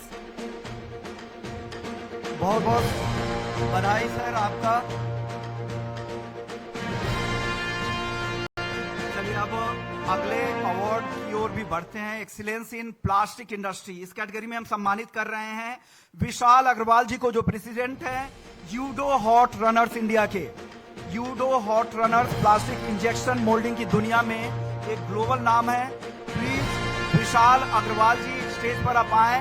बहुत बहुत बधाई आपको, कांग्रेचुलेशन सर। चलिए, यहाँ पर तालियां नहीं रुकनी चाहिए। Excellence in nutrition social impact का अवार्ड जाता है डॉक्टर राधाकृष्ण दास को, जो कि सीईओ हैं गोरक्षनाथ गंभीरे के और सीईओ आनंद मित्रा फाउंडेशन। कांग्रेचुलेशंस।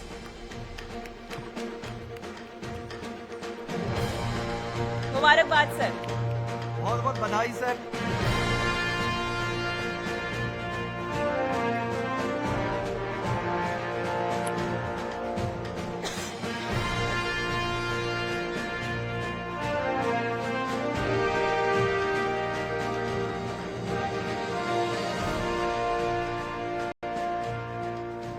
चलिए, कांग्रेचुलेशंस। और आखिर के मोमेंटोज यहाँ पर हम उसके लिए आमंत्रित करना चाहते हैं। जोरदार तालियों के साथ स्वागत करते हैं अंकित गोयल जी का, light bulb communication private limited से। और साथ ही यहाँ पर हम बुलाना चाहेंगे सुनील पांडे जी, डायरेक्टर, और Nitin Gohil ji, CEO target media advertising agency से।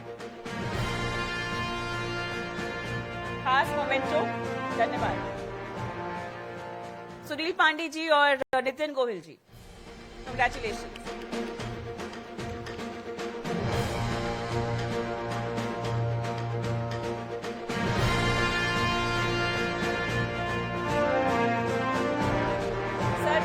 आपको जाना है, बस एक कॉफी टेबल बुक का अनावरण कर दीजिए सर आपके शुभ हाथों से। बिल्कुल हम मंच पर लेकर ही आ रहे हैं। अरे सर, बिल्कुल बिल्कुल बिल्कुल बीच में रखिएगा यहाँ पर। सर के शुभ हाथों से इसका अनावरण होगा। तालियां, तालियां, जोरदार तालियों के साथ।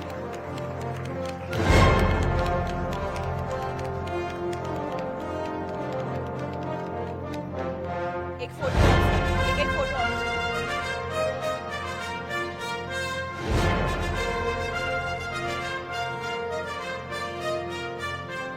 चलिए, आप सभी विजेताओं को मंच पर एक फोटो के लिए आमंत्रित करना चाहूंगा। प्लीज सभी जितने भी विजेता हैं प्लीज स्टेज पर आ जाएं और एक कर्व बना के हम कोशिश करेंगे कि मंत्री जी के साथ आपकी एक फोटो आ जाए। आप जितने भी अवार्डीज हैं उनको बहुत बहुत बधाई सर आपके काम के लिए, आपने जो योगदान दिया है महाराष्ट्र के एसएमई इंडस्ट्रीज के लिए।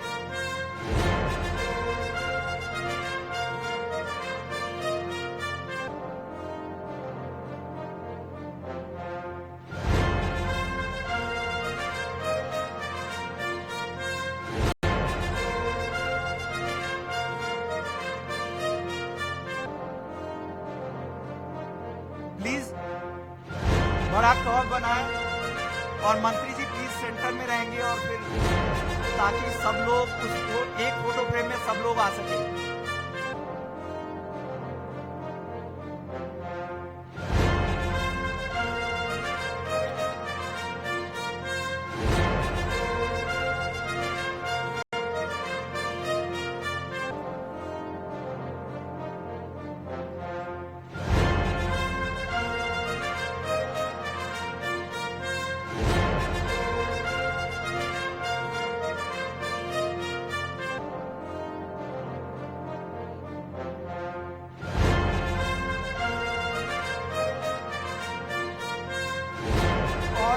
Our sincere gratitude to the Honorable Minister of Skill, Employment, Entrepreneurship and Innovation.